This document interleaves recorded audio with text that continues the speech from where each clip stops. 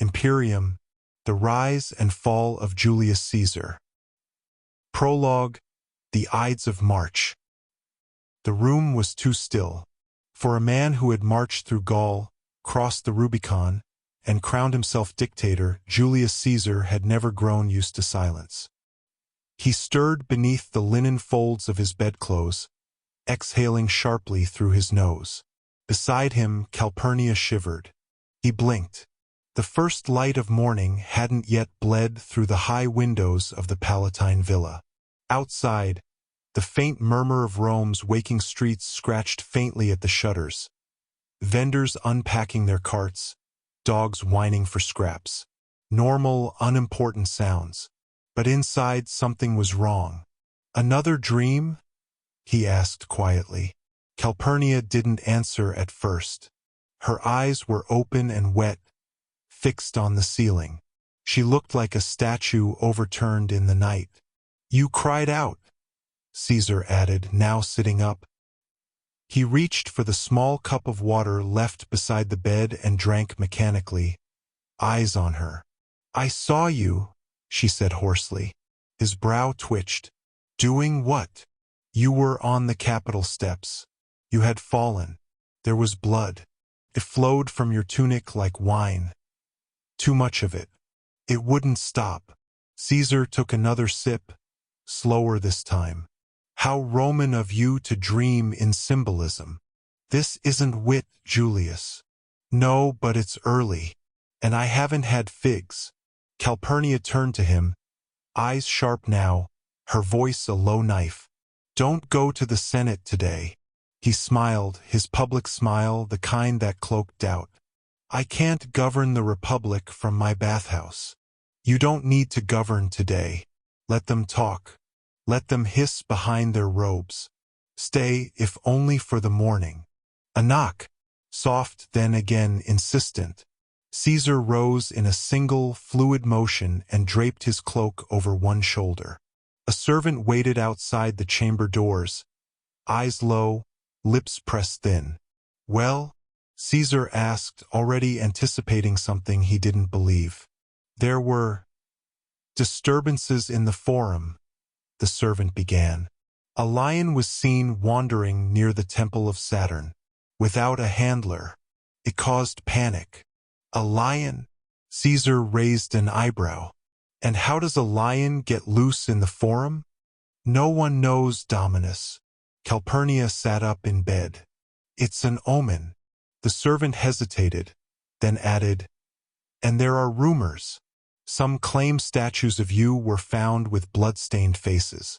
Others say the haruspices." "Let me guess," Caesar interrupted. "Found a misshapen liver in a goat." The servant's silence answered for him. Caesar exhaled and pinched the bridge of his nose. "Superstition makes cowards of senators. But I am not a senator." He turned, voice lighter. "And if the gods have finally decided to object, they've taken their time." Calpurnia stood, barefoot on the cold mosaic floor. "You mock them too easily." "I don't mock," Caesar said. "I just never negotiate with shadows." But as he stepped to the window and drew the curtains open, he paused longer than usual. The sun, when it finally broke through, was dull and copper-colored, like old coin. The villa had begun to stir. Slaves lit braziers in the atrium and splashed water across the marble floors. The sharp scent of citrus and olive oil drifted through the halls as servants laid out Caesar's garments on a cedarwood bench. White toga with purple stripe, laurel crown, golden signet ring engraved with his family's name.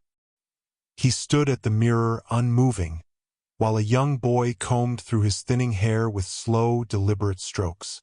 The faint creak of sandals on mosaic signaled the arrival of a guest. "Decimus," Caesar said, not turning. "You're early." "I always am when politics smells like panic," came the dry reply. Caesar smiled faintly. Decimus Brutus entered the room with his usual swagger, his cloak damp from the morning dew. His eyes scanned Caesar's expression with clinical precision. "More dreams?" he asked. "Calpurnia's, not mine. She's always been fond of drama." "She's not wrong to be afraid," Caesar replied, adjusting his belt. "Rome's been acting strangely. Even the air tastes off." Decimus waved a dismissive hand. "Omens are the language of bored priests. And wives." He stepped closer, lowering his voice. "If you stay home today, they'll whisper you're afraid." The Senate's already grown sullen over the crown incident. "I refused it," Caesar said. "Yes, but you touched it," Decimus replied. "You didn't throw it." Caesar let out a short breath. "I've been offered dictatorship for life. That used to be considered a triumph. It still is. But not if you let dreams rule you." He placed a hand lightly on Caesar's shoulder.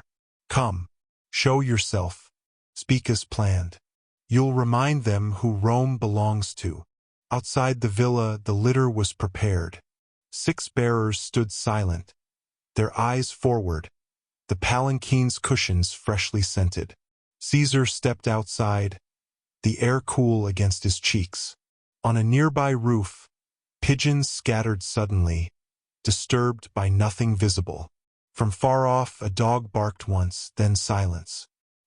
He turned to Calpurnia, who stood in the doorway wrapped in a shawl, her fingers twisting nervously in its fringe.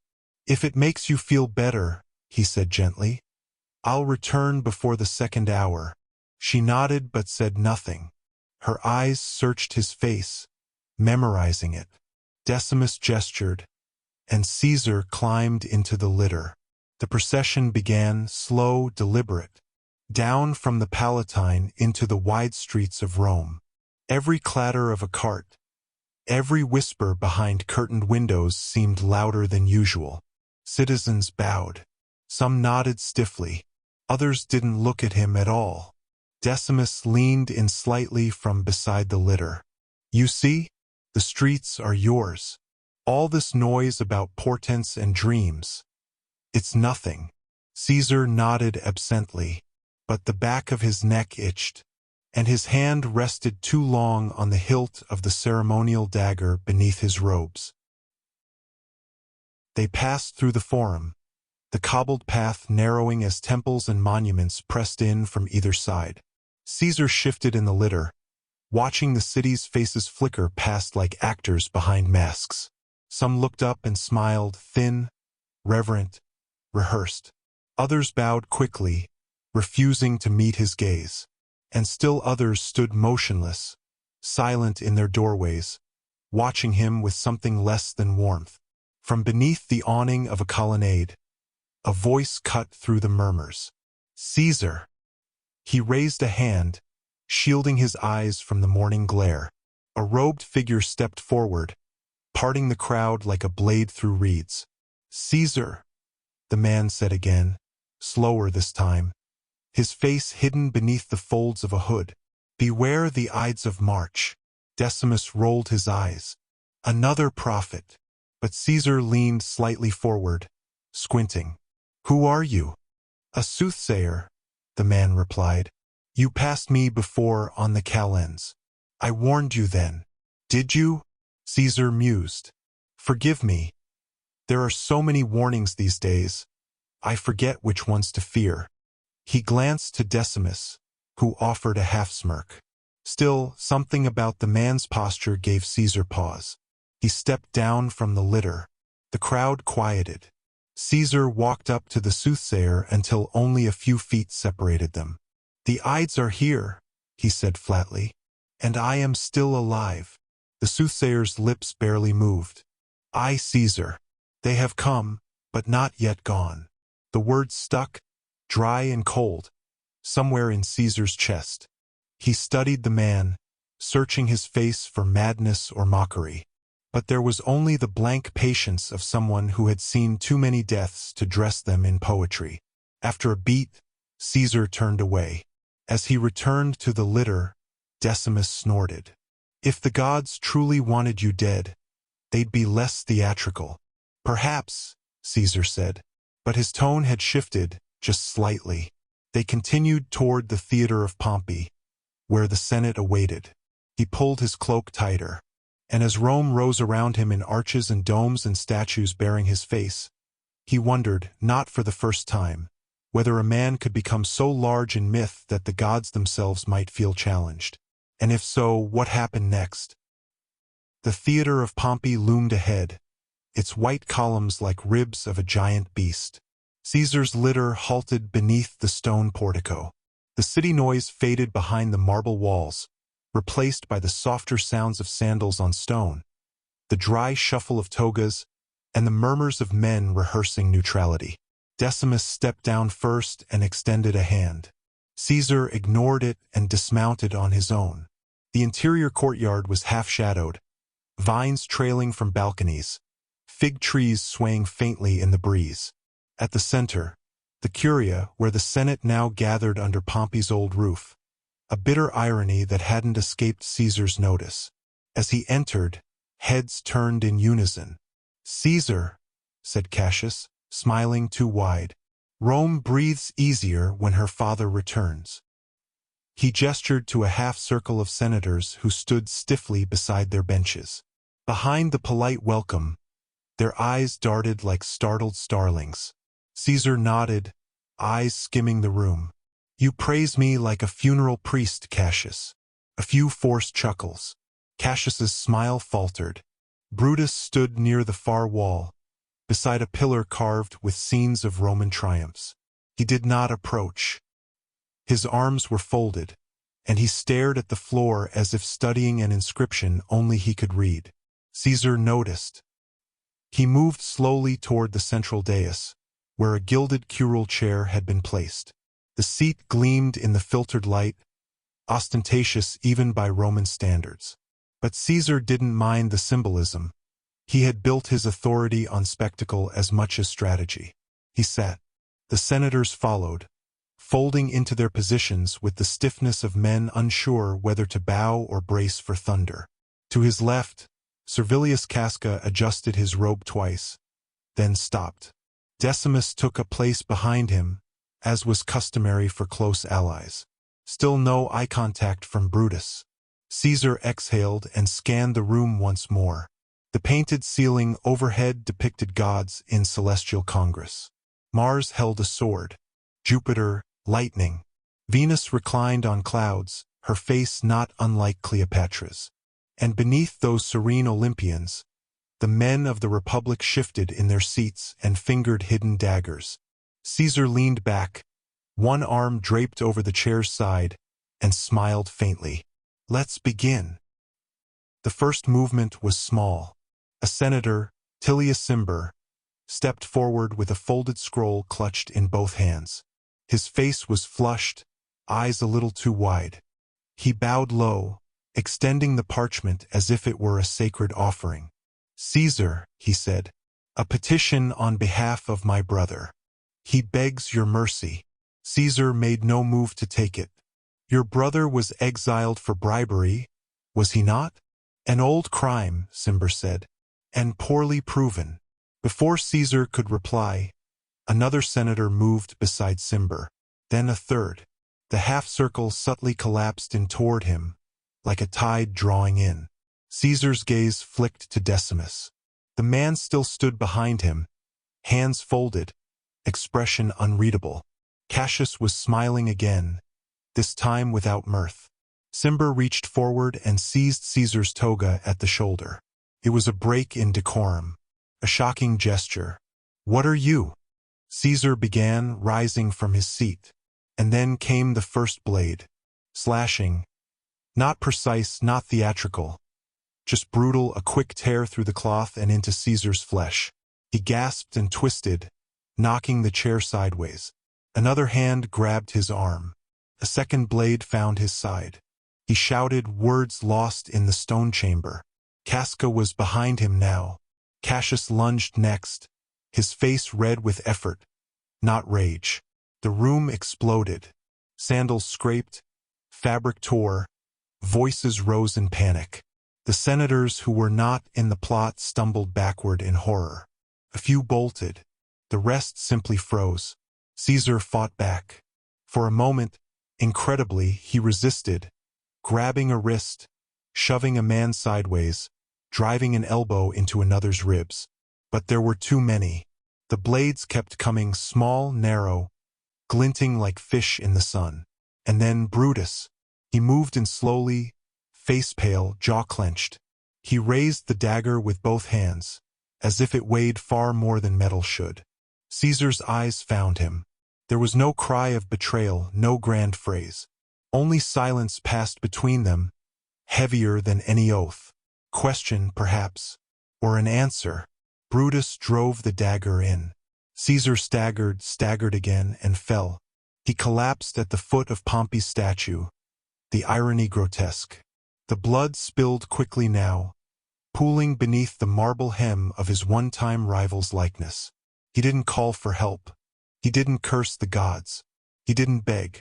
He lay there, one hand still clenched around a scrap of his toga, the other open, fingers twitching once. Then still. The chamber was silent. No one moved. Above, the painted gods on the ceiling watched with unreadable expressions. And in the street outside, life continued as it always had. Vendors shouting, dogs barking. The business of empire grinding forward. Chapter 1. The Boy with the Laurel Name. The streets of Subura stank of vinegar, piss, and ambition. Gaius Julius Caesar walked them with his cloak drawn high around his shoulders, weaving between peddlers hawking goat offal, prostitutes with coal-rimmed eyes, and legion veterans shouting politics over cheap wine. The hill sloped unevenly, slick from the morning's rain. He stepped over a broken amphora and ignored the beggar hissing for coins. He was 15. He was patrician. He was nobody. The Julii had once been something, descendants of Venus herself if you believe the family's claims, but nobility without wealth was just another mask. Their domus sat half-forgotten between tenement blocks, its red-painted walls flaking under the weight of generations. The front gate stuck when it rained. It was always raining. Caesar paused at the threshold, brushing dust from his sandals with unnecessary precision. Inside, the walls smelled of stale oil and old stone. Aurelia was seated in the atrium, spinning thread. Her hands moved with the practiced indifference of someone who had stopped hoping for better furniture decades ago.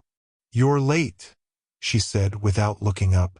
"There was a fight outside the tanner's shop," Caesar replied. "Two men arguing over a pig's foot. One drew a blade. Did you watch?" "Yes." "Good." She tied off her thread. "The Senate is a louder version of that fight." He dropped his satchel near the door and sat opposite her. The house was quiet. His father had died the previous year, and servants were now a luxury, not a fact. Still, Aurelia kept the place in order with the discipline of a woman raised among old laws and silent judgments. "What did the tutor say?" she asked. "That I read Livy too fast." "You do. I already know the endings," he said, folding his arms. "They all die or are betrayed or fall in love and then die." "That's not the ending," Aurelia said. "That's the middle." He fell silent. She studied him for a moment. His sharp jaw already forming, the full lips always slightly parted in thought, the eyes too old for his face. His toga was worn at the seams, but he wore it like a consul. "You'll be seen today," she said. "Lucius Cinna is sending for you." Caesar looked up. "Why?" "To discuss Cornelia." His fingers tightened around the arm of the chair. Cinna was Consul Marius's ally, a man with power, and Cornelia was his daughter. Their betrothal had been arranged quietly, but if Cinna was calling for a meeting, that meant the match was about to be tested in public. Which meant risk. Which meant politics. "Am I allowed to decline?" he asked. Aurelia gave him a sharp look. "You're a Julius. You'll marry what Rome gives you." I'd rather marry something useful. That girl's dowry will keep this house from selling its roof tiles. He stood and walked to the narrow window.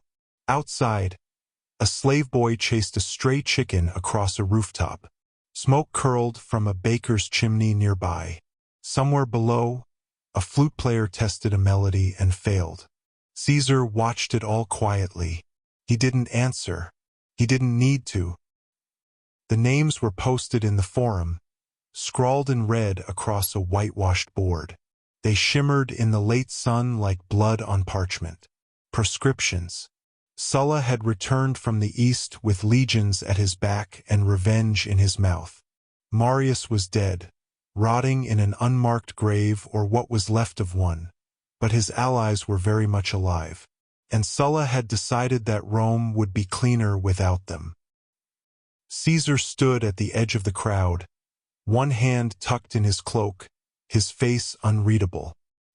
He recognized 3 names already, men he had seen at his father's funeral, one who'd once offered him honeyed figs as a boy, all condemned now.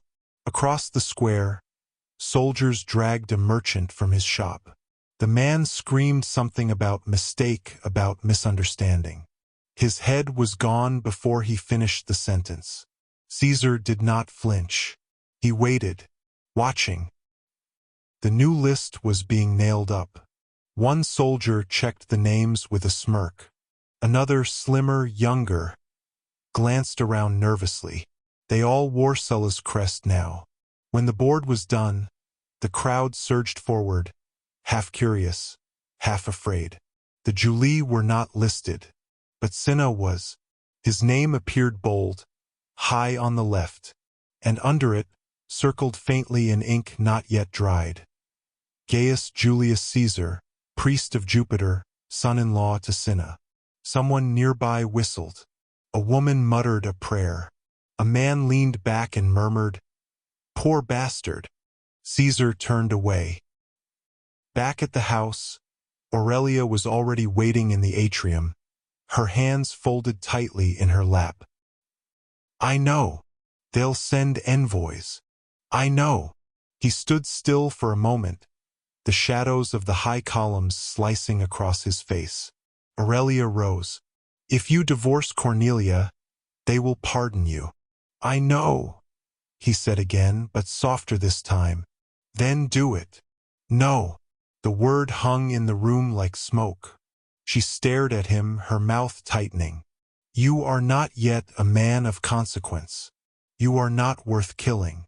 He walked past her, toward his father's old study. "They'll try anyway," he said. "And if I live, I'll be worth the attempt." That night 3 envoys came. Soldiers in polished armor, carrying Sulla's decree. He was to renounce Cornelia or be stripped of his priesthood, his title, and possibly his life.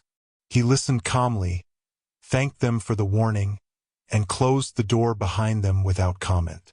Aurelia said nothing. She simply brought him bread and cheese and sat across from him while he ate in silence. Outside, in the alleys of Subura, someone was screaming again. This time, no one rushed to look. He left Rome dressed like a servant. Woolen cloak, dust-smeared sandals, no signet ring. His hair was cut short, not styled in the curling patrician fashion but cropped to the skull like a freedman. The streets knew not to look closely. These days, every third man was either fleeing something or following someone. Aurelia packed the bread herself, along with a dagger wrapped in cloth and 2 small pouches of coin. She didn't weep. She didn't warn. She kissed his forehead once, then turned back to the hearth. He didn't say goodbye. South of the city, the roads narrowed into thorn-choked paths. His feet blistered within hours. The guards at the city gates had been bribed by a distant cousin, one still sympathetic to the Marian cause, but Caesar knew the protection wouldn't last. Sulla's men were everywhere. He kept to shadowed groves, traveled at dusk, and drank from streams thick with mud and tadpoles. At night, he slept under trees, dagger in hand, dreaming of lists. On the third day, near a shrine to Diana in the woods beyond Erisha, they found him. 3 soldiers. He recognized the way they moved before he saw their faces, confident and precise, the swagger of men with steel and orders. He didn't run. He was too tired, and there was no point. They approached with hands on hilts, not smiles. "You're Caesar," one said. "Aren't you?" He said nothing. The man grinned. "You don't look like a priest. Don't feel like one either." The first punch knocked him down. They searched his satchel, found the dagger, the coin, the bread. "Wanted for disobedience," said another. "Under Sulla's seal." "He's worth something," said the third. "We bring him back. Maybe we get a name off the next list." They tied his hands behind his back and began the march. Caesar said nothing, even when they joked about cutting his ears off for transport. Even when they slapped him for answers. He watched. He listened. He waited. That night, while 2 of them slept, he whispered to the third. "You have debts," he said. "I saw your ring. The banker's seal." The man froze. "I'll double what they offer you." "How do you know what they'll offer?" "I don't," Caesar said. "But I know what I will. And I don't lie when I'm bleeding." A pause. A long one. Then a knife cut the rope at his wrists. He walked away without killing anyone. Not yet. But the scar on his cheek, the one from the punch that split his skin, stayed with him. Reminder that Rome's gods took their time deciding who to favor. He re-entered Rome with a hood over his face and the smell of dirt still in his clothes. No procession. No herald. Just a boy barely 16 with a healing wound and eyes that no longer blinked when someone raised their voice. He didn't go to the Subura house immediately. He went to the temple steps and sat there for a long time, watching priests sweep away the last of the spring blossoms, listening to birds argue in the cypress branches above. The city hadn't changed. But he had. Aurelia found him before sunset. She appeared beside him without ceremony, placed a parcel of dates at his feet, and sat down as if they'd agreed to meet. "How?" "I bartered." "With whom?" "Men who still remember Marius," she said, "and one who owed your father a favor." Caesar chewed a date slowly, swallowing it without tasting. "I'm not a priest anymore," he said. "Not of Jupiter, no. They took it back. They took it because you refused to kneel." He looked at her, then really looked, and for the first time saw her not just as mother, but as operator, strategist, survivor. "You hate them," he said. "Of course I do," she replied. "But hating a man doesn't help you outlive him." He smiled faintly. The scar on his cheek pulled at the corner of his mouth, warping it. Aurelia touched his face. "That will remind them what they tried to do." "I'll make them forget," he said. "No," she replied. "You'll make them regret." That night, he stood in front of the household's cracked bronze mirror and studied his own reflection. The boy he'd been was still there, lean, sharp-featured, with a patrician's posture and a poor man's spine. But there was something new behind his eyes now. He had been on a list. He had walked off it. The Republic had seen him as dispensable. That was an error he intended to correct. He straightened his shoulders, adjusted his cloak, and stared hard at the reflection. Then he practiced his smile once, twice, until it stopped looking like an injury. The ceremony was forgettable. It took place in a minor temple off the Vicus Patricius, surrounded by cracked columns and statues of gods whose names had slipped from popular prayer. The priesthood was nothing prestigious, just an augur's assistant for local omens. A dead-end title, a favor passed through from one ally of Cinna's old circle to the next. But Caesar accepted it with both hands. The robes didn't fit. The wreath scratched his scalp. The priest muttered the rites like a man reciting a grocery list. But when they placed the laurel crown on his head, Caesar stood tall. He didn't smile. He didn't blink. He let the wreath rest there, just a little crooked, and watched the eyes of every man in attendance. Not one of them looked at him with admiration. Not yet, but they would. Afterward, Aurelia met him near the temple of Janus, arms crossed, her mouth drawn in that unreadable line she always wore in public. "They gave you the title," she said. He nodded. "It's a small one." He nodded again. She stepped forward and adjusted the laurel wreath on his brow. "Make them regret how small." He didn't answer.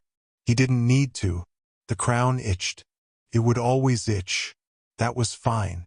Let it itch like hunger. Let it itch like prophecy. Chapter 2. Deaths and Daggers.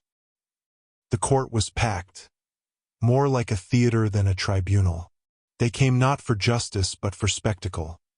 Young nobles with polished sandals, matrons clutching perfumed veils, bored merchants fanning themselves with wax tablets. Rome adored oratory the way others loved blood sport. It had rhythm, vengeance, and costume. And on this particular morning it had Caesar. He stood in the center of the basilica, alone but for the scroll in his hand. Opposite him sat Gnaeus Dolabella, a former provincial governor accused of extortion, theft, and cruelty so inventive it had made slaves flinch just hearing it. He smirked behind his bench, flanked by legal advisers who whispered with eyes on the floor. Caesar said nothing for a moment. Then he looked up.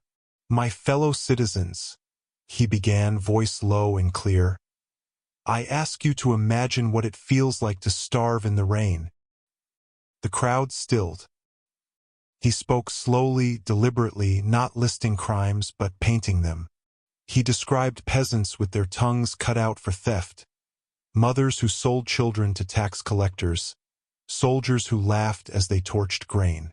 Dolabella shifted in his seat. Caesar let silence stretch like pulled thread. Then he raised the scroll, not to read from it but to tear it in half. "The evidence is in your hearts," he said. "The facts were whispered by the widows of Hispania.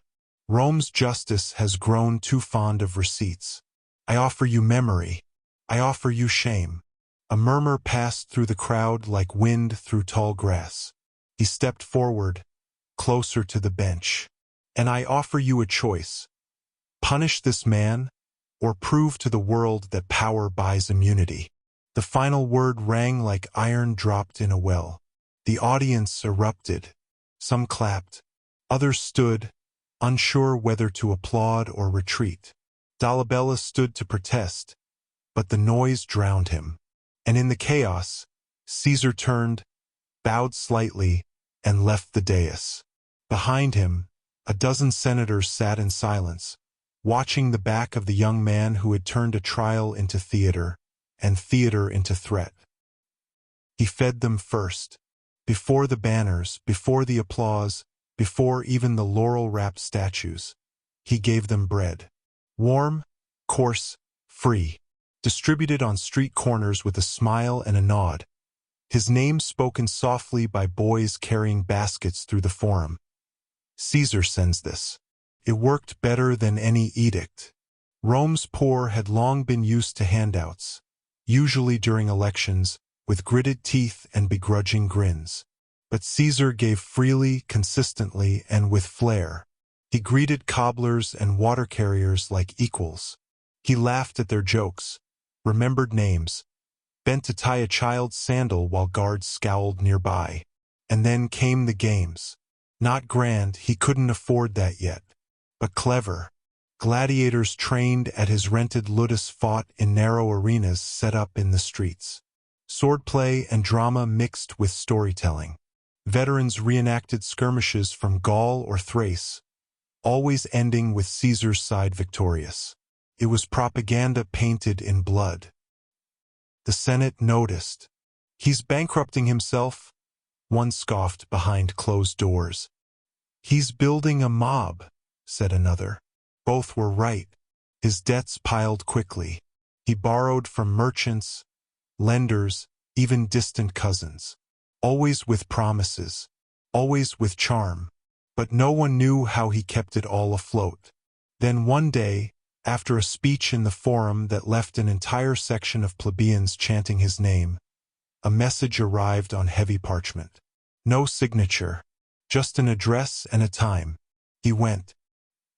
The house was modest by aristocratic standards, but the guards at the gate wore imported cloaks and carried weapons too fine for mercenaries. Inside, Caesar found Marcus Licinius Crassus seated beneath a painted fresco of a naval battle he'd never fought. Crassus didn't rise. He simply gestured to the wine.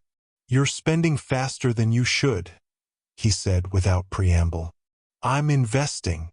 "In what?" "Memory," Caesar replied. "A poor man forgets a tax cut. He never forgets who fed his children."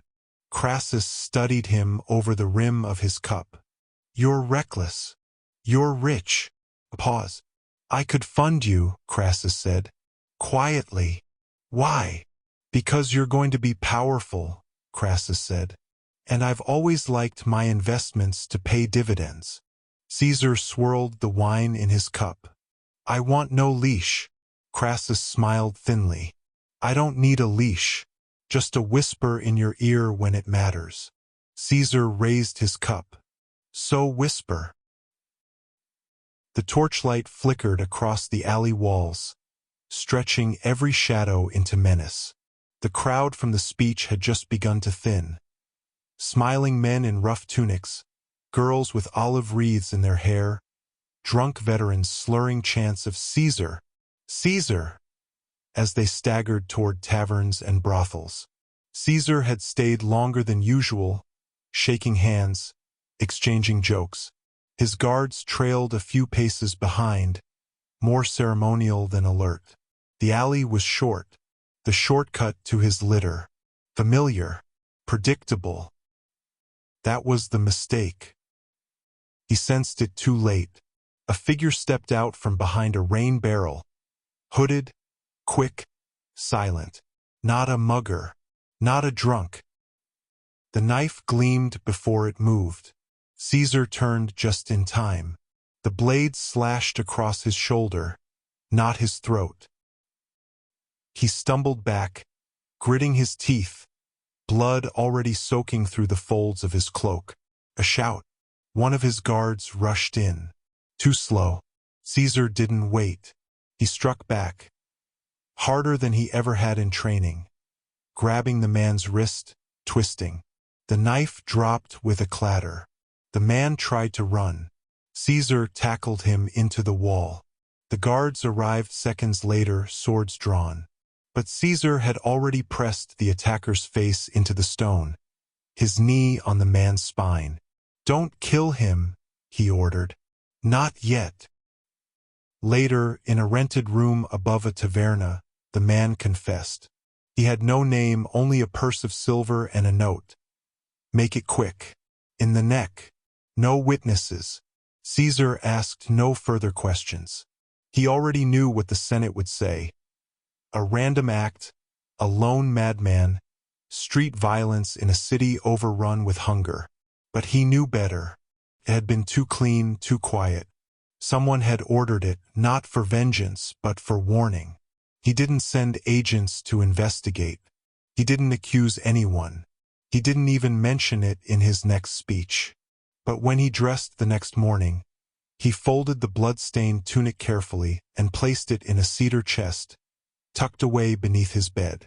He kept it there for years. A souvenir. Promise.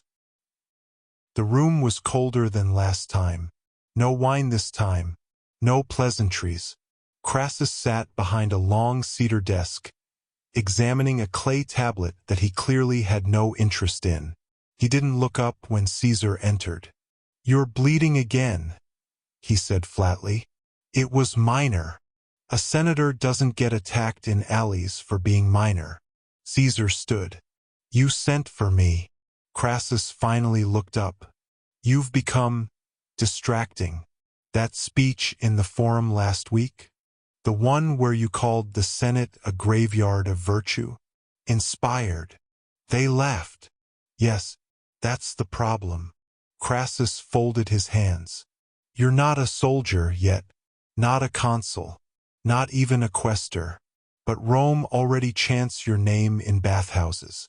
That makes you a weapon, and weapons tend to be stolen or broken. Caesar said nothing. I'm increasing your stipend, Crassus said. You'll receive funds monthly, quietly, to do what you do best. There's a price, Caesar said. Crassus gave a slight nod. I will not own you, but you will not forget me. I never do. A pause. Crassus studied him again, as if seeing a draft of a statue no sculptor had finished carving. Be cautious, he said. Charm buys you crowds, but gold buys you the silence that keeps them.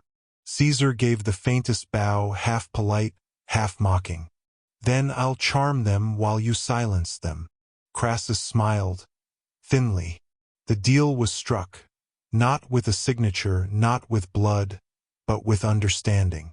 From that point forward, Caesar walked taller. Because now, when he passed through the forum and men whispered his name, they whispered Crassus's too, even if they didn't know it.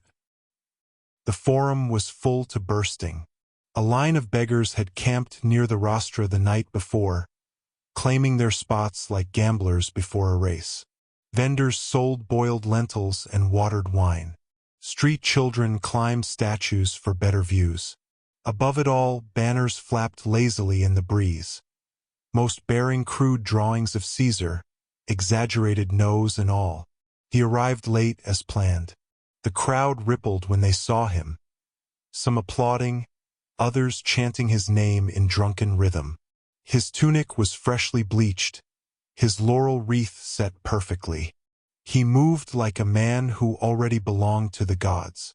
Today's speech was supposedly on land reform, but everyone knew it would be a performance. He began with warmth, anecdotes about veterans, farmers, the dignity of labor. Then, casually, he veered toward the real target. Senator Lentulus, a pompous aristocrat who had called Caesar a barber's son with a stage actor's tongue. Lentulus says I speak too well, Caesar declared, smiling. I thank him. It is rare in this Senate to be accused of excessive eloquence. Laughter. Of course, I would never suggest Lentulus's speeches lack style. They are, in fact, masterful examples of how to say nothing with great effort. The forum exploded in laughter. Men clutching bellies, women cackling behind their shawls. Even a few patricians smirked behind covered mouths. Caesar paused, letting it settle. He never rushed applause. He harvested it. Then he turned serious. Rome does not need louder senators. Rome needs fewer cowards. The laughter stilled. He let the silence stretch, just long enough. And then, the Republic is not a performance. But if it were, I'd suggest we recast the Senate. Raucous again. The forum shook. Later, in the Senate chamber, Lentulus sat red-faced, chewing the inside of his cheek. He's dangerous, he muttered. He's popular, said another. Which is worse?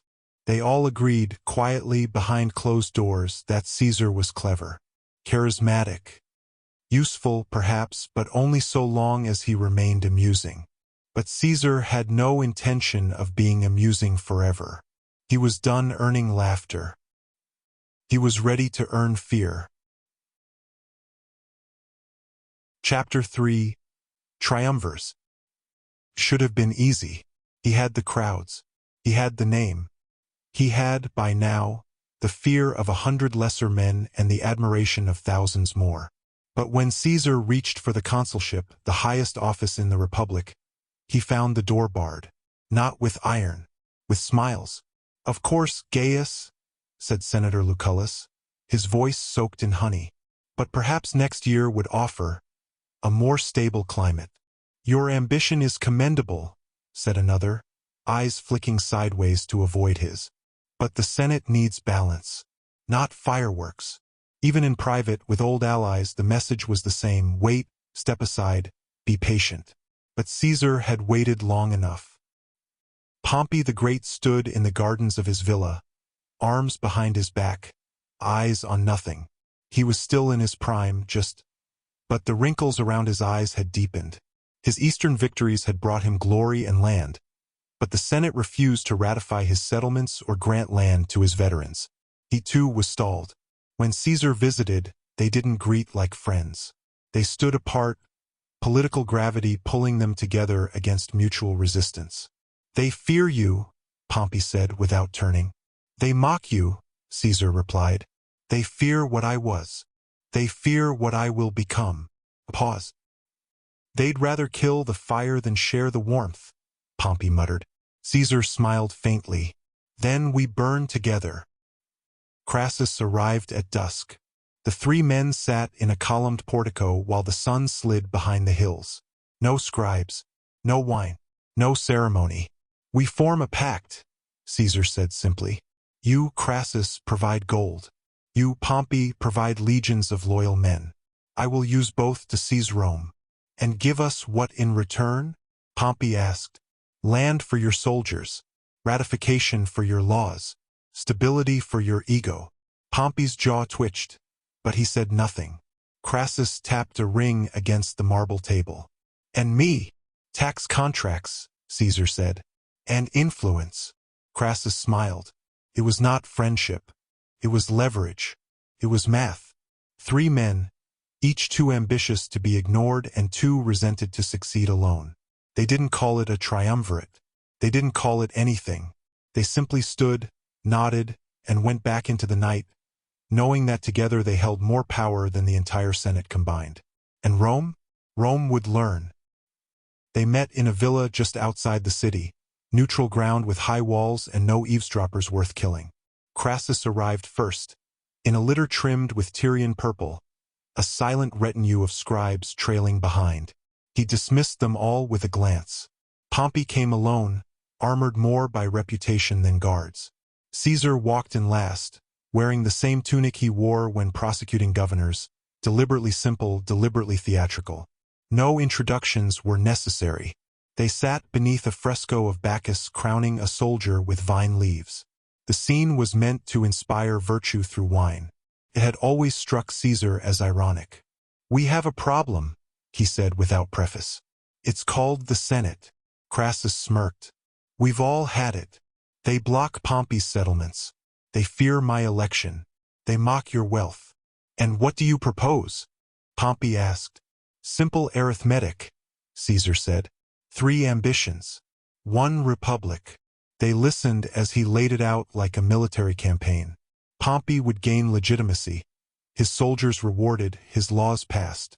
Crassus would secure tax contracts in the east and dominate the equestrian class. And Caesar would become consul. Legally, loudly, unstoppably. You're suggesting we overthrow the republic, Crassus said, half amused. I'm suggesting we use it, Caesar replied. It still functions, but only like an old gate. Rusty, loud, and easy to kick open if you know where the hinges are. Pompey scratched his chin. We'd be hated. We already are, Caesar said. But this way we'll be hated from a higher place. There was silence. Then Pompey stood, stepped to the balcony, and looked out over Rome, spread like a map of futures. When do we begin? Caesar smiled. We already have. It wasn't an election. It was a siege with ballots. Caesar flooded the forum with his allies. Gladiators in tunics, hired thugs, veterans wearing their old gear with new loyalty. Coins changed hands faster than prayers. Crassus's gold greased every wheel. Pompey's name whispered behind every vote. And when the dust cleared, Gaius Julius Caesar was consul. Legally, publicly, spectacularly. His co-consul, however, was a calculated insult. Marcus Calpurnius Bibulus, rigid, humorless, and utterly loyal to the Senate, was Rome's chosen counterweight. His purpose was not governance. It was resistance. He tried. From the first session, Bibulus objected to Caesar's every motion. He cited omens, the stars, procedural precedent, sacred chickens. At first, Caesar listened. Then Caesar laughed. During one key assembly, when Caesar introduced a land reform bill that would benefit Pompey's veterans and the urban poor, Bibulus stood to object. Scroll in hand, chin lifted like a man about to walk into glory. He never got the words out. A bucket of dung, literal steaming, was hurled from the crowd. It struck his shoulder and exploded across his robes. Laughter erupted. Someone shouted, "The heavens disapprove, Bibulus." He fled the forum, dignity leaking from every step. The next day, he declared that he would no longer attend public affairs, citing a need to observe the sky for omens. He did not return for the rest of the year. Rome was ruled by one consul. The other had become a punchline. Caesar passed law after law, unopposed. Land grants, tax revisions, grain distributions. He bypassed the Senate, appealed directly to the people, and when the Senate howled, he reminded them, he was elected. The forum became his theater. Every speech, every gesture calibrated. He joked that Rome now had two consuls, Caesar and Caesar's shadow, and the people cheered. The Republic had not fallen. It had simply leaned. The forum was swarming before dawn. Veterans in patched cloaks leaned on spears not for threat, but for memory.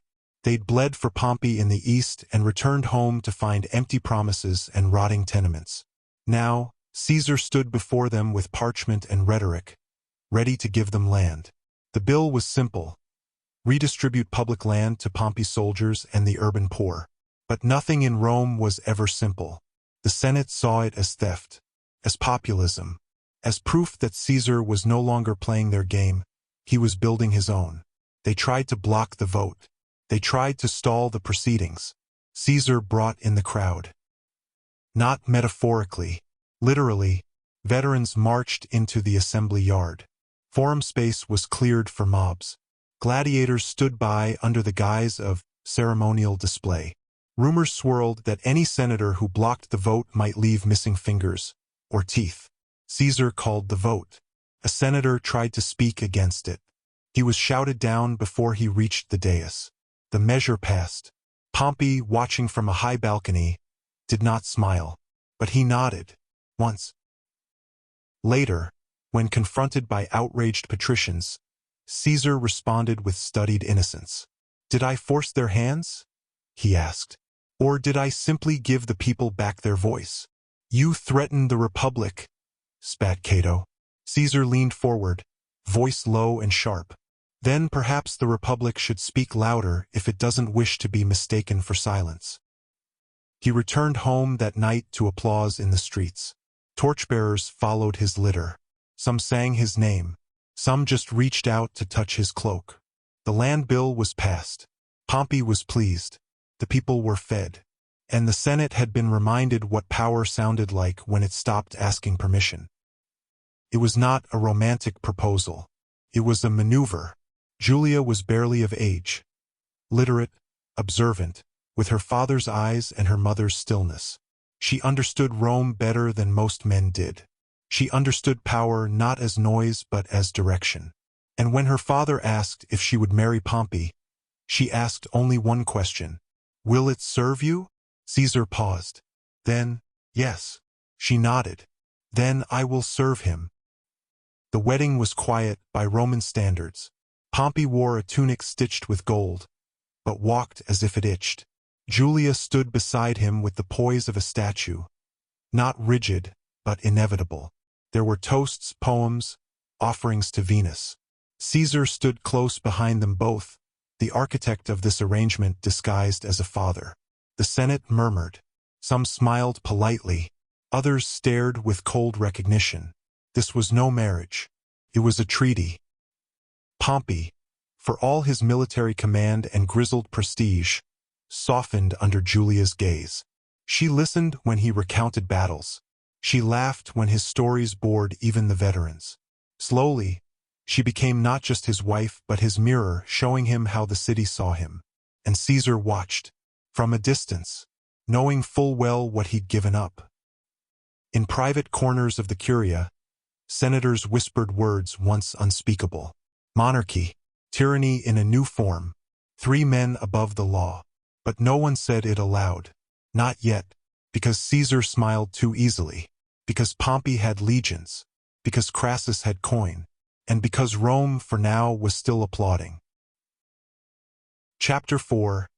The Wolf of Gaul. He rode north with the chill of legend already clinging to his cloak. 5 years of proconsular authority, 4 veteran legions under his command, a treasury half filled with Crassus's coin, and a name so loud it echoed ahead of him. Caesar left Rome behind like a discarded tunic. Gaul, wild, vast, and only half known, waited. The first tribes fell quickly. Caesar struck before they expected a diplomat, not a hammer. He crossed rivers swollen from spring rains, cut through forests sacred to gods with unpronounceable names. He burned granaries, enslaved survivors, and hanged those who surrendered too slowly. He sent back reports written in crisp, polished Latin, measured, clean, heroic. The Helvetii have been repelled, one letter declared. Peace is restored to the province. It didn't mention the villages turned to ash, or the children sold to fund the next campaign. Rome didn't ask. Rome cheered. His men followed him like wolves follow the first one to bite. They were loyal not because he paid well, though he did, but because he bled beside them. He walked the muddy roads, ate what they ate, learned the dialects of their enemies and the weight of their shields. They called him Imperator now, not just as title but as truth. At night, in the officer's tent, maps unrolled like prophecy. Each new border meant another tribe, another skirmish, another dispatch to Rome filled with quiet triumph. The victories came too fast. Even Caesar began to sense it. Something in the forests moved differently when he passed. The wind no longer whispered in Latin. The Rhine was not a river. It was a line between civilization and something older, louder, and not interested in Latin. The Germanic tribes did not wait in cities. They moved like storm clouds, fast, loud, and merciless. Their chieftains held no elections. Their gods accepted no temples. They laughed at Caesar's legions from across the water. So he built a bridge. In 10 days, his engineers drove timber into the Rhine's belly, lashed beams with iron clamps, and raised a walkway wide enough for 2 cohorts to march side by side. No Roman army had ever crossed the Rhine, not as invaders, not alive. Caesar did not sneak across. He announced himself. The tribes scattered when they saw the dust. They burned their own settlements and vanished into the trees. Caesar marched anyway, burned their camps, cut down their sacred groves, then turned around and dismantled the bridge plank by plank. He left nothing behind except the message. His men stopped cheering after that. Something in the campaign had shifted. Discipline grew brutal. Executions became public. One man found dozing during watch was lashed until he couldn't stand. A standard-bearer who stumbled during retreat was stoned by his own unit. Fear was now a strategy, and it worked. In his nightly dispatches, Caesar wrote, "The Rhine is crossed. The tribes dispersed. Order holds." What he didn't write was what he saw during that march: villages too quiet, the smell of smoke that never faded, the look in his soldiers' eyes when they realized they were following a man who no longer needed gods to make decisions. He'd stopped asking Rome for permission, and Rome had not yet dared to say no. They called him Vercingetorix.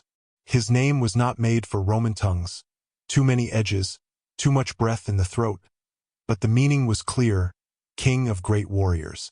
He was tall for a Gaul, hair bound back in thick cords, eyes hard as carved obsidian. He didn't speak Latin well, but when he did, every word landed like a spear. He wasn't just a leader, he was an answer. Caesar first heard the name from scouts returning from Gergovia. Haggard, bruised, eyes hollow. "There are banners now," one said. "Same sigil across 5 tribes. Same orders, same drills, same language. Whose? His. The rebellion moved like a rising tide, slow at first, then sudden. Small forts vanished. Supply lines snapped. Ally tribes switched allegiance in the night. Ambushes struck from hills previously marked as cleared. Caesar countered as only Caesar could by escalating. He split his forces, built forts at impossible speeds, marched his legions through ice and sleet to outflank what couldn't be outfought. He burned fields before the Gauls could claim them. He took hostages, executed traitors, and promised survival only to those who knelt fast enough. Still, Vercingetorix held. And worse, he began to win. At Gergovia, Caesar was forced into retreat. His forces were exhausted, demoralized, and bleeding. His officers began to question. Not aloud, but he could see it in their eyes. He did not rage. He did not lash out. He built fortresses, trenches, signal towers. Caesar turned the land itself into a weapon. If Vercingetorix was going to fight like a Roman, Caesar would make Gaul his Rome. Every report back to the Senate struck a careful tone. The rebellion is active, contained. Strategy is evolving. Sounded clean, safe, professional. It did not mention the snow-covered bodies abandoned on failed supply routes, or the increasing frequency with which Caesar now rode alone, thinking silent. Gaul had found its lion, and Caesar, for the first time, felt his teeth grind in answer. The fortress at Alesia sat high, carved into a rocky hill, circled by forest and silence. Vercingetorix and his army, tens of thousands of Gallic warriors, had retreated there, daring Caesar to come. He did, and he didn't just surround it. He buried it. Caesar ordered the construction of a wall, 10 miles long, complete with ditches, watchtowers, and sharpened stakes.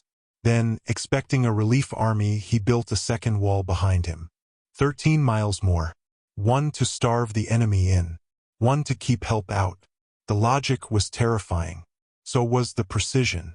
His men dug, hammered, hauled, bled, day and night. Gauls launched arrows from above. Storms rolled in. Supplies ran thin. Still the work continued, every spike driven into the earth like a promise. Inside Alesia, Vercingetorix waited. Outside, the relief army came, 200,000 strong. Between them stood Caesar. His troops were outnumbered more than 3 to 1. But they had walls, and Caesar, and a kind of madness that only grows in men who believe they've been written into history already. The first assault came at dawn. Gauls screaming, drums pounding, ladders slamming against wood. The outer wall shook. Roman archers returned fire in deadly rhythm. When the lines buckled, Caesar rode directly to the breach, sword in hand, calm and savage. "Hold!" he shouted, and they did, again, and again, and again. After 3 days, the Gauls faltered. Vercingetorix watched from the fortress heights as the relief army broke and scattered. The siege had held. So had Caesar. He entered Alesia not as a conqueror, but as gravity. Vercingetorix dressed in full armor. He opened the gates himself, walked through the dust, dismounted, then knelt. No words. He removed his sword and laid it at Caesar's feet. And Caesar, ever the dramatist, did not speak either. He only nodded once. The war was over. He wrote with precision, not poetry.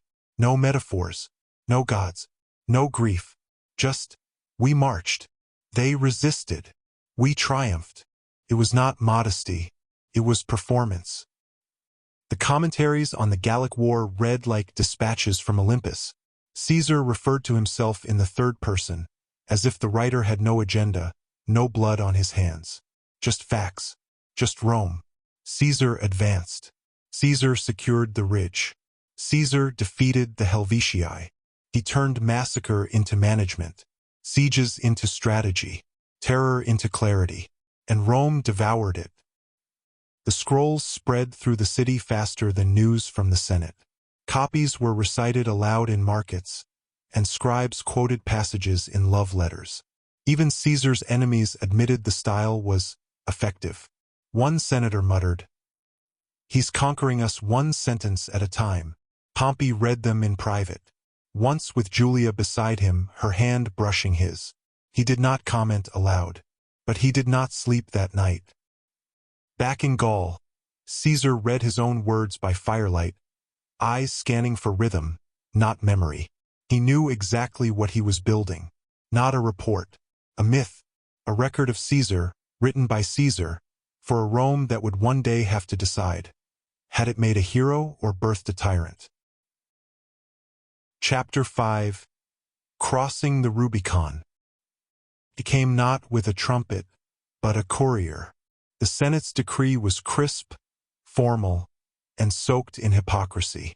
Gaius Julius Caesar, proconsul of Gaul, was to disband his army immediately and return to Rome as a private citizen. Failure to comply would result in charges of treason, unlawful war, and insurrection. Caesar read the parchment once, then again. He said nothing. He folded it precisely and placed it beside the fire. In his war tent, the air was thick with the scent of wet leather and ink. Maps were unrolled across the table. His officers stood silent. Antony, Curio, Labienus, all watching him like men unsure if they stood beside a commander or a cliff's edge. Pompey had tilted the board. Officially, Caesar was now in violation of Roman law if he crossed south with his army. But to return without it meant walking into Rome undefended, into the arms of enemies who did not forgive and never forgot. He sent letters back, offers of compromise, requests for negotiation. If Pompey would disband his army too, Caesar would return peacefully. No answer. He tried again. More silence. Then whispers came northward. Pompey had been granted emergency powers.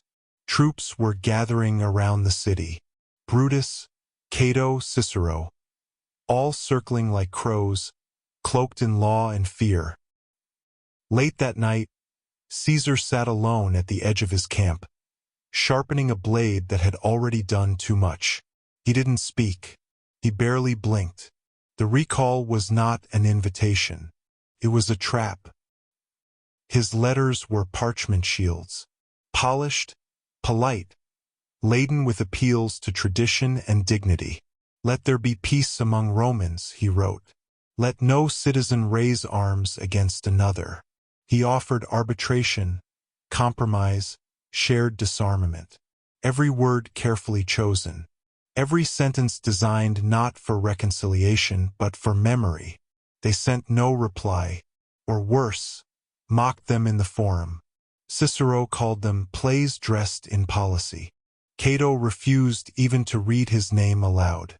Brutus, quiet, polite Brutus, wrote nothing. Pompey simply stood before the Senate and said, "If he does not lay down arms, we must declare him an enemy of the state." The motion passed. Curio returned from Rome pale and trembling. He had been part of the last embassy sent to negotiate. They had not let him speak in the Curia. "They've already drafted the charges," he told Caesar in the dark. "They will strip your citizenship, your property, everything." Caesar listened, expression calm. "You have days," Curio added. "At most." Even Labienus, his most trusted legate, his mirror in war, stood in the tent that night and said, "If we go forward, we burn everything. Not just the city, the idea of it." Caesar looked at him. "Then we better make it count." He dismissed them all. He needed quiet. He needed to see the river. The Rubicon was not wide. It wasn't deep or fierce or even particularly memorable until the moment it mattered. Just a stream, twisting through northern Italy, cutting the line between provinces and Rome proper. The boundary of war, the line no general was allowed to cross with armed men. Caesar arrived at dusk. He brought one legion, his favorite, the 10th. Veterans all. Men who had bled with him in Gaul, marched through snow, slept beside him under trees. They said nothing as they stopped at the bank. The water reflected the dying light in dull gold. Caesar dismounted and walked to the edge, boots sinking into mud. Behind him, his officers waited. Antony closest, his face drawn tight, hand resting on the hilt of his sword. Caesar knelt, touched the water. It was cold. "No going back," Antony said softly. Caesar nodded. "Rome has made its choice," he replied. "Now I make mine." He stood, looked at his men, looked at the trees, the hills, the line of water that would now divide history into before and after. He drew a breath, then said, "Alia iacta est." The die is cast. And he stepped forward, across the river. Behind him the 10th followed. Not a shout, not a cheer, just the sound of sandals in water, and the slow, inevitable advance of something no longer a man, but a moment. The news reached the forum before sunrise. He had crossed. The Rubicon was behind him. The 10th Legion marched with him. More would follow.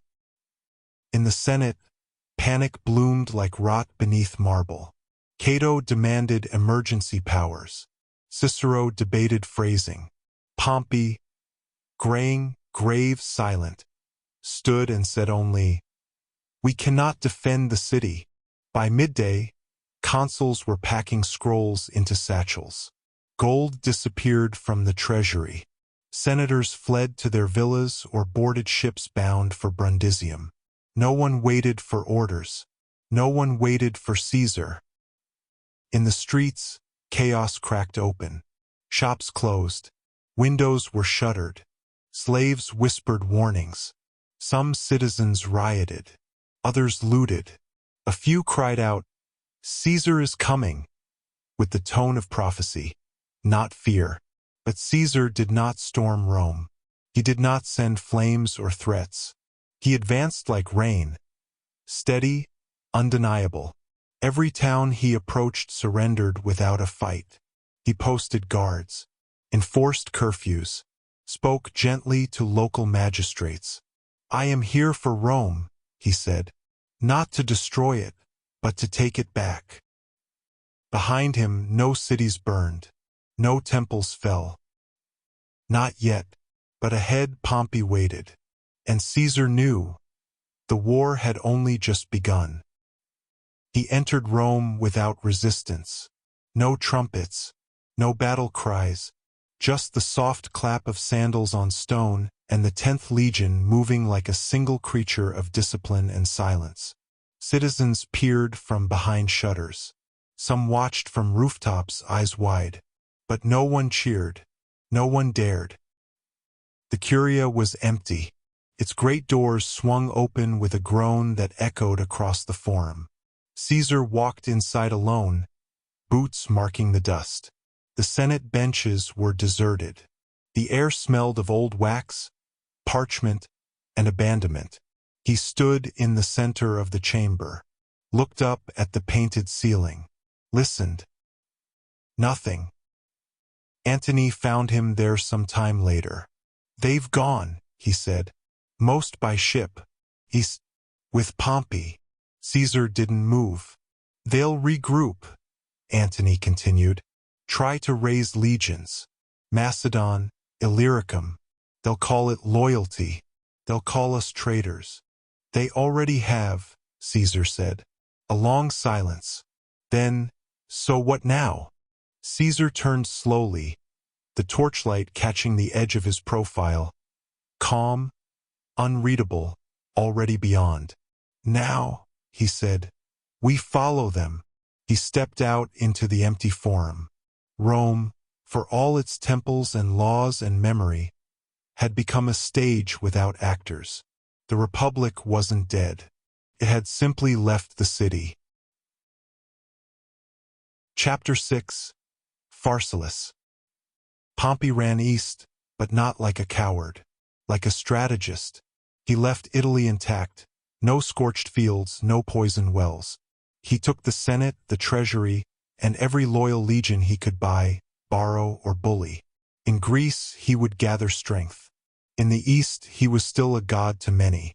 He did not fear Caesar. He pitied him. No ships, no grain, no allies left in Rome. He expected Caesar to wait, to wither, to beg for terms. Caesar marched instead. With only a handful of ships, Caesar sent the first half of his army across the Adriatic under cover of fog. The sea fought him. Storms, waves, enemy patrols. But the legions landed in Epirus. Hungry, freezing, but alive. The second wave never came. Blocked by Pompey's navy, Caesar, stranded with half his forces in hostile territory, did not retreat. He advanced. He sent messages back across the sea, coded, desperate. He marched inland, cutting off Pompey's foragers, spreading false rumors to confuse supply lines. In ruined temples, his men slept shoulder to shoulder. Some froze, some starved. None deserted. He made speeches by firelight, promising that hunger today would be glory forever. They believed him, or pretended to. It was enough. Pompey watched from Thessalonica, surrounded by senators sharpening speeches for the victory they assumed was inevitable. They called Caesar mad. They forgot what Rome had always done with madmen who refused to lose. Crowned them. The fields of Thessaly were green with grain Caesar couldn't touch. Pompey had encircled him. Larger army, better rations, tighter command. Every road was watched, every stream poisoned. Caesar's men ate boiled roots, stole dog meat from villages, scraped flour from the bottoms of barrels. His officers demanded action. We can't fight like this. We can't wait. We'll die before we draw a sword. Caesar listened, then ordered more trenches. He didn't break out. He built in. His engineers dug walls inside Pompey's perimeter. A second skin around starvation. Ditches, wooden stakes, earthworks curved like a noose slowly turning in place. He feinted with cavalry, faked retreats, spread rumors of reinforcements that didn't exist. Pompey's scouts brought back conflicting reports daily. He's collapsing. He's preparing something. He's winning without a battle. At night, Caesar walked the camps alone. He passed men whose cheeks had hollowed, whose boots were splitting, whose eyes darted with fever. He stopped, ate what they ate, sat in the mud with them, and said, Pompey waits for us to fall, so we will not fall. He made hunger a dare, and they took it. Pompey, watching from a hill, frowned. We should let them rot. But the senators at his side hissed. He's losing. End it. One battle and this is over. Pompey wavered, and Caesar watched, knowing that if Pompey took the bait, if he moved, it would be the last move he made. The plain was wide, open ground hemmed by low hills and choking dust. Perfect for cavalry. Exactly what Pompey wanted. He had twice Caesar's men, fresher horses, veteran archers, noble sons of Rome gleaming in borrowed armor. He lined them like a sculptor placing statues, precise and confident. Victory, everyone said, was guaranteed by mathematics. Caesar watched from across the field. No speeches, no bravado. He simply leaned to Labienus, who had returned, contrite, loyal once more, and said, He thinks the cavalry will break us. Labienus frowned. Won't it? Not if we let it break itself. Caesar placed one cohort behind his front line, hidden. Veterans. Silent. Not to charge. Not to intercept. But to wait. Pompey attacked first. The thunder of hooves shook the soil. Arrows cut the air. Caesar's line held, barely. Shields cracked. Men screamed. Sand turned to red clay underfoot. Then, at the critical moment, when Pompey's cavalry swept in from the flank, confident and crashing, Caesar's hidden cohort rose. No shouts, No charge. Just a silent wall of javelins. Thrown not at horses but at faces. Chaos. The cavalry faltered, then panicked, then ran. Caesar's left surged forward, collapsing Pompey's line. The center buckled. The right folded. Dust swallowed armor. Men trampled each other to flee. Pompey watched it all, speechless. Then he turned his horse and rode. By dusk, the plain was quiet. Caesar walked among the bodies, mud sucking at his boots, sword still sheathed. He said nothing. He didn't need to. The war wasn't over, but the Republic had lost. Pompey sailed with night at his back and ash in his lungs. He had no army, no senate, no crown. Only reputation, and even that bled from him with every mile of salt water beneath the hull. He headed for Egypt, where he had once restored a pharaoh, settled a war, and been praised as divine. He expected gratitude, or at least shelter. He found neither. Caesar did not chase. He stayed in Greece. He walked the ruins of the battlefield at Pharsalus and counted the senators still breathing. Most he forgave. A few he embraced. He offered clemency like a merchant offers credit, generously but with strings. He wrote letters, not threats. He sent grain ships back to Italy. He offered stability in a tone colder than conquest. And Rome, now used to obeying him, obeyed again. In Egypt, Pompey's ship dropped anchor near Pelusium. He saw no crowd, no honor guard, just a single boat rowing out for men inside. They said the pharaoh welcomed him, that he should come ashore quietly with dignity. Pompey kissed his wife's forehead, told his son to wait, boarded the boat. It drifted toward the beach. The world tilted. The boat reached the shore with barely a splash. Pompey rose to step onto the sand. His sandals wet, cloak swept behind him, sword still at his waist. He nodded to the men escorting him, speaking softly, his voice the same one that had once ordered cities built, kings dethroned, empires stabilized. He had just enough time to realize he was alone. The first blade struck his ribs. The second pierced his neck. He fell forward, mouth open, not screaming, not cursing, just falling. The sea pulled at his cloak, as if it too were unsure what to do with what had once been Pompey the Great. When Caesar arrived 3 days later, he was led into the palace by Egyptian scribes with overly eager smiles. They presented the head in a basket, wrapped in linen, perfumed as if it were an offering. They expected joy. They expected reward. Caesar looked at it for a long time, said nothing. Then slowly he turned away, and wept, not for Pompey, not even for friendship, but for Rome, for what it had become. Chapter 7. Queen of the Nile. The palace in Alexandria glowed like a fever dream, columns gilded in electrum, ceilings carved with constellations, servants who moved like smoke. Everything whispered power, but a power so soft it invited suspicion. Caesar walked its halls like a man wading into perfume. Ptolemy XIII sat on a throne too large for his bones. 12 years old, draped in gold, eyes ringed with kohl and fear. He looked more painted than crowned. Behind him, his advisors murmured and smiled with oil-slicked diplomacy. They bowed too low. Their gifts were too rich. And none spoke of Pompey's head except to say, "We thought it would please you." Caesar did not raise his voice. He only said, "You thought wrong." The court offered tribute, ships, grain, and gold. Caesar accepted, but not with thanks. With a record, he kept scribes close. He wanted Rome to know that he had not come as a conqueror, but as an executor. Of justice, of debts, of promises made in older wars. The regents tried to delay, distract, flatter. They failed. The boy king said nothing, lips tight around the knowledge that nothing he did was truly his.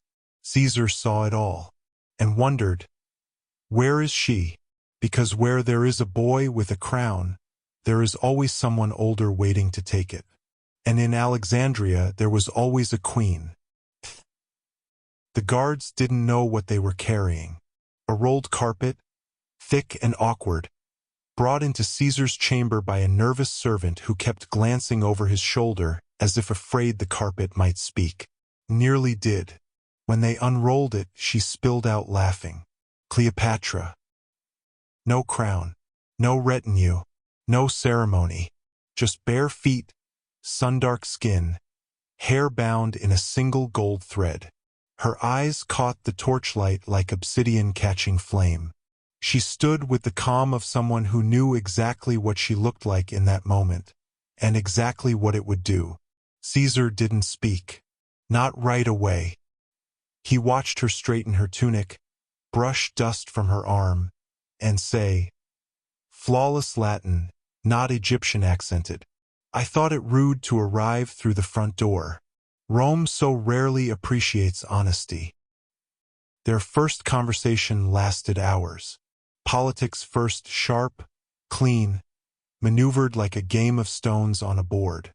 Then history, then language, then ambition.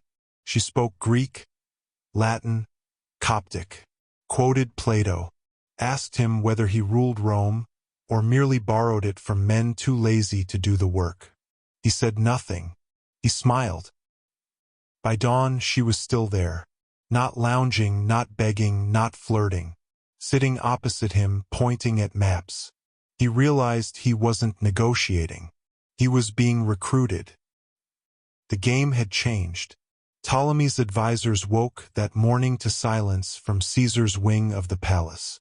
And a rumor, the queen had returned. The city turned on itself overnight. News of Cleopatra's return rippled through the palace, then the harbor, then the slums. Ptolemy's regents panicked. Soldiers loyal to the boy king surrounded the palace gates. The Nile swelled with troop barges.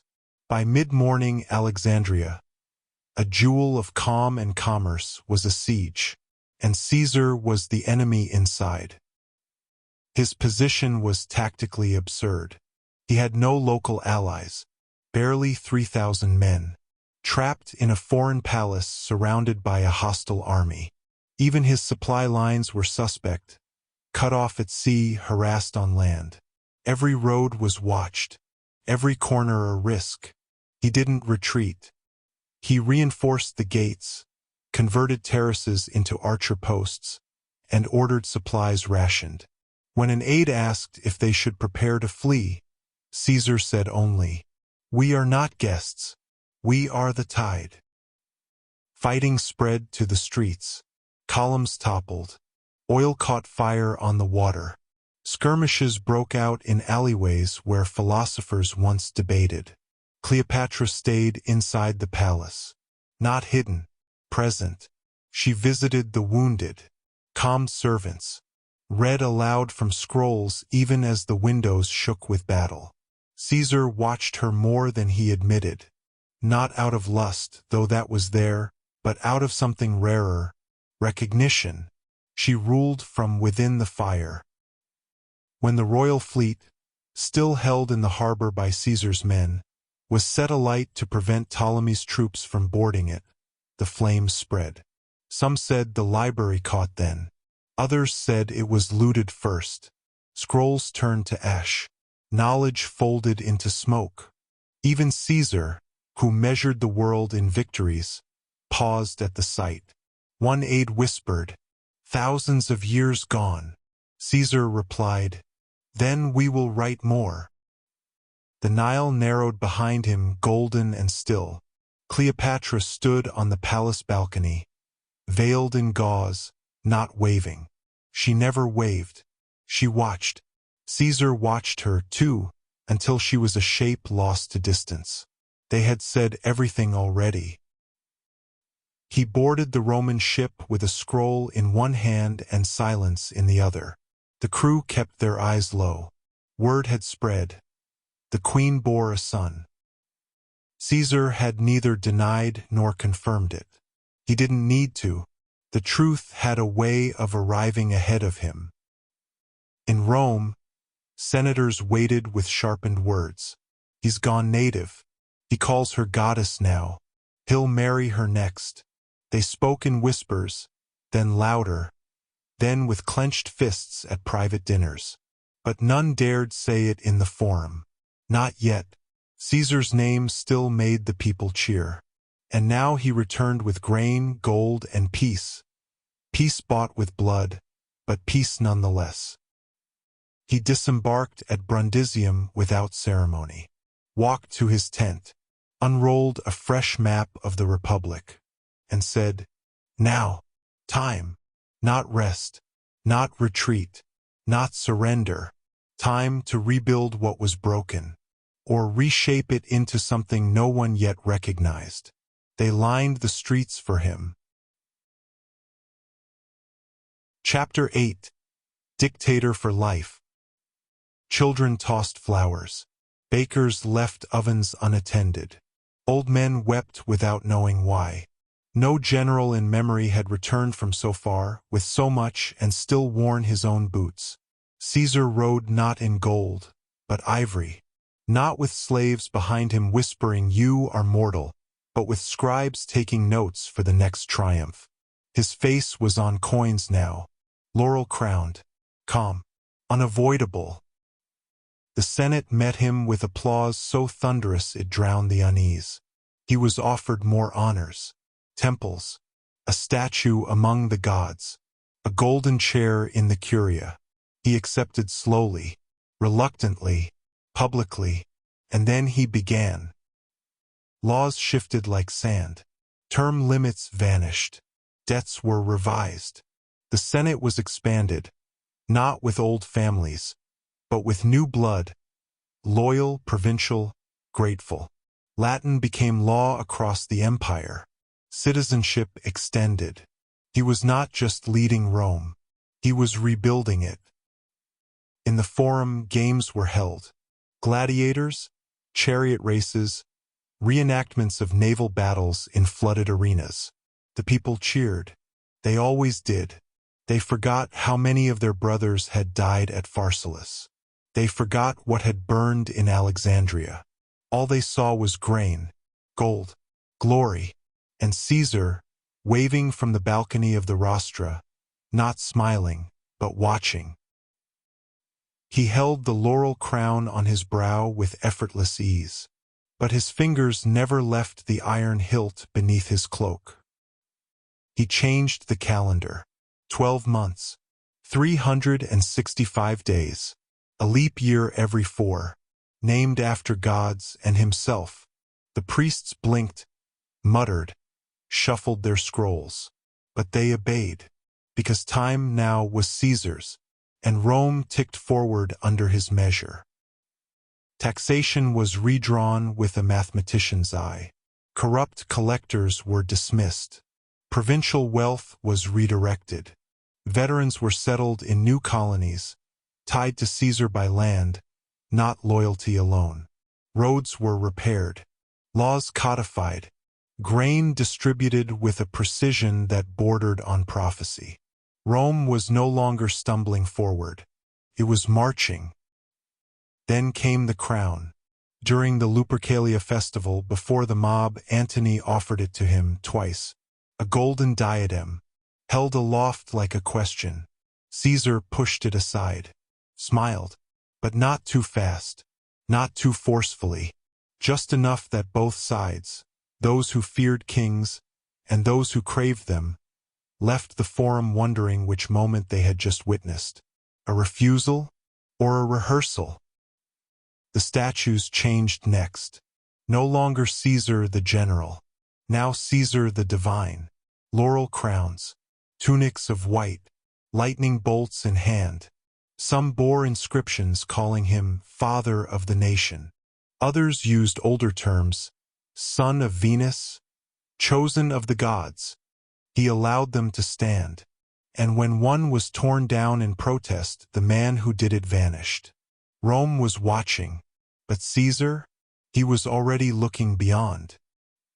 The cranes never stopped. Temples rose. Forums expanded. A new Senate house, gleaming with marble and self-assurance, bore Caesar's name before its doors were even hung. Statues of him stood on corners where old gods had once loomed. Every project served a purpose: roads, aqueducts, courts, but also a narrative. Rome is his now, and it looked it. The coins no longer bore gods. They bore Caesar, not symbolically, not as myth, but his actual face. Lines carved with such precision they captured the way his eyes narrowed when amused. The way his mouth held no smile unless it meant something. Every transaction, every trade, every bribe or bread loaf handed from hand to hand. His face. Foreign dignitaries arrived in droves. They bowed, knelt, praised. Caesar received them with icy courtesy. He no longer needed allies, only obedience. And yet, he performed restraint with surgical skill. He refused the title of king when offered again. He quoted Roman law. He called himself nothing more than what the Republic required. But then, after a pause, he accepted the next statue, the next festival, the next mural on the Capitoline Hill showing him standing beside Jupiter. The word king was not spoken aloud in the Senate, but it was thought, and thoughts, like knives, were easy to hide in Rome.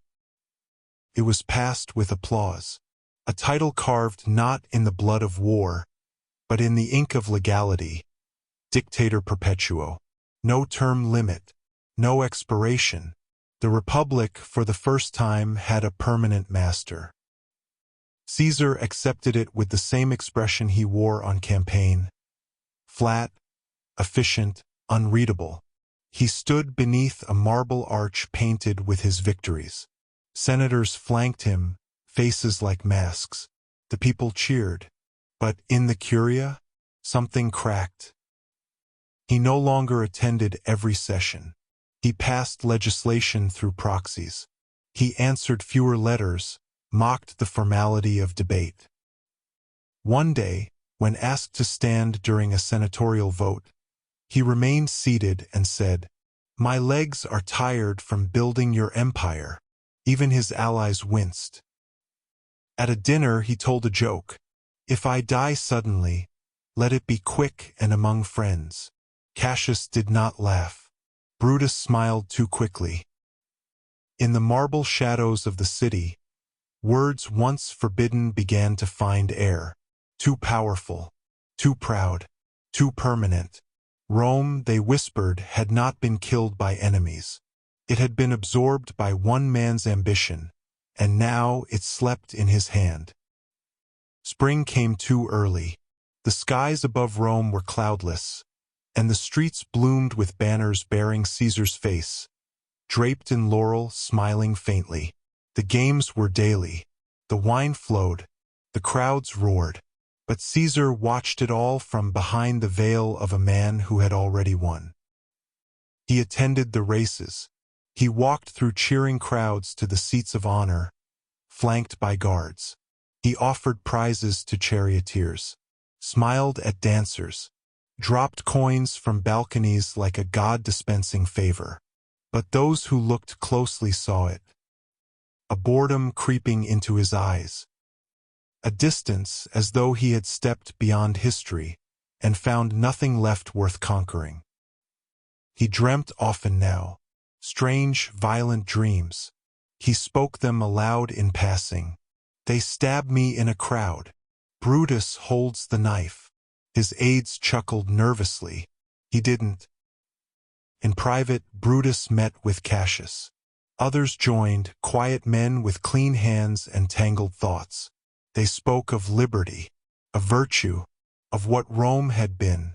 They met in gardens, in empty temples, in the shadows beneath the theater of Pompey. And they began to count. 15, 17, 23. Chapter 9. The Ides. It began with birds. They circled the Capitoline hill in strange, broken patterns, black wings against a sky too still. Priest took note, then another. Then came the animals. A sacrificed ox without a heart. A goat that screamed before the blade touched. The haruspices consulted scrolls. Then sent word, do not attend the Senate on the Ides. The next night, Calpurnia woke screaming. She had dreamt the roof collapsed, that blood ran through the house like rainwater, that Caesar stood in the forum, smiling, while men stabbed him in silence. Caesar listened. He didn't mock her, didn't scoff. He sat with her in silence, staring into the fire. By morning, he had made up his mind. He would stay home, just this once. Let the Senate wait. But then came Decimus, loyal, trusted, calm. They'll say you're sick, he said. Afraid. They'll whisper that you fear the crown because you fear the knife. You must go. Caesar sighed, stood, donned white robes. Rome stirred gently under a cloudless sky. The sun lit the marble facades in gold. Birds called from olive trees. Market carts creaked to life. It felt like a morning that had no interest in history. As he stepped into the sunlight, a figure in the crowd stepped forward, the soothsayer from weeks past. The Ides have come, Caesar said, smiling faintly. The man nodded. I, Caesar, but not gone. Decimus waited on horseback, smiling. The Senate is assembled, he said. All eyes are waiting. Caesar nodded. He went. Across the city, another gathering was already underway.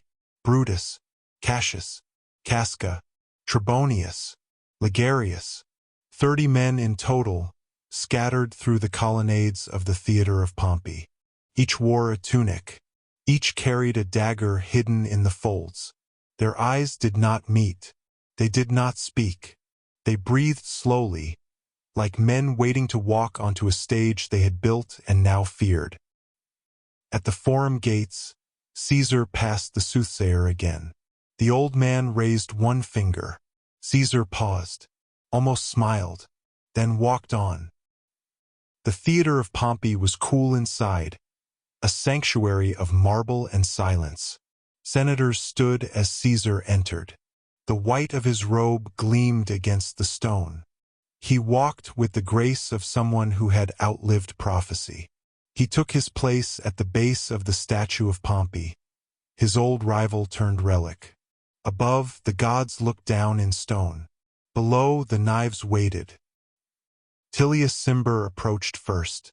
He knelt, offered the same petition, his brother's pardon. Caesar waved it off. Not now. Cimber grabbed his toga. Caesar frowned. This is violence. The first blade hit his neck. Then another. His arm shot up in shock. Not defense, just confusion. Then Casca plunged forward. Then Cassius. Then more. Steel met skin 23 times. The senators scattered, stumbled, turned away in panic. But not Brutus. He came last. Caesar saw him, not with rage, with recognition. You too, he said, or maybe he didn't. Maybe it was only breath, a whisper lost in the scream of a republic collapsing. He fell at the foot of Pompey's statue. The blood pooled slowly, and for the first time in years, Julius Caesar was still. The killers stood stunned. Blood soaked their sleeves. The daggers clattered to the floor like utensils dropped at a banquet. None spoke. They hadn't rehearsed what came after. Cassius whispered, "It is done." Brutus did not answer. Outside, word spread like ash. Caesar is dead. They killed him in the Senate. They say it was for liberty. No one cheered. No bells rang. The people waited, but for what, no one could say. Mark Antony reached the body first. He knelt, lifted the cloak, saw the wounds, then stood, calm as ice, and left. He said nothing until he returned with Caesar's will in hand. 3 days later, he stood before a crowd in the Forum. He read the will aloud. To the citizens of Rome, I leave gardens. To each man, 300 sesterces. Gasps, then cries, then fury. Antony held up Caesar's bloodied cloak. He pointed to each tear, each puncture. Here is where Brutus struck, and here Cassius, and here, my friends, is where Rome was stabbed, not by foreigners, but by those who called themselves her sons. The mob erupted, not in mourning, in fire. The conspirators fled. Some hid, some prepared for civil war. What they had meant to restore with murder, they had only buried deeper. They built the pyre from broken benches and splintered shields. Right there in the Forum. No priest presided, no official rites, just a crowd, tens of thousands, watching as the greatest man they had ever known was laid upon dry wood and oil-soaked cloth. They wept, they wailed. Some tore their garments and screamed his name as if that might wake him.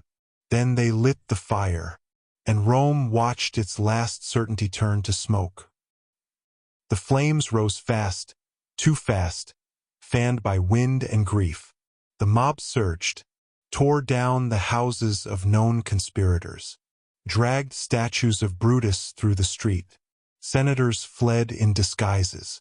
The Curia was boarded shut. The Republic had not been restored. It had been murdered, and the knife slipped from Brutus's hand too late to stop the wound. Octavian arrived weeks later, 18 years old, calm, Caesar's heir by name and by design. He walked into the void left behind not as a boy seeking justice, but as a future emperor carving the first step. He would not bring back the Republic. He would bury it gently. And Caesar? He lay now in ash. But his name did not fade. It multiplied. It echoed. And when the flames finally died out, all that remained was this. Not a man, not a senate, but a future crowned by fire, and named after the one they could not kill with knives. Epilogue: Caesar's Ghost. Rome changed, not all at once, not with thunder, but with decisions sealed in silence. The Senate still met, the people still voted, coins still clinked, and temples still smoked. But everything now moved through a filter. What would Caesar have done? Octavian became Augustus. He called himself princeps, not king. He called his power restored order, not rule. But his armies answered only to him, and his throne, though invisible, stood higher than any in Rome's 1,000-year memory. The name Caesar passed from man to man like a torch. Tiberius, Caligula, Claudius, Nero, and beyond them, in places Caesar never saw, Germany, Byzantium, Russia, his name evolved, Tsar, Kaiser, a title forged not in blood, but in aftermath. And yet, in quiet corners of the Forum, beneath broken arches and crumbling statues, tourists still trace the stones where he fell, still whisper, Et tu, Brute? Still wonder what might have been. But Caesar never wondered. He acted, and left the wondering to us.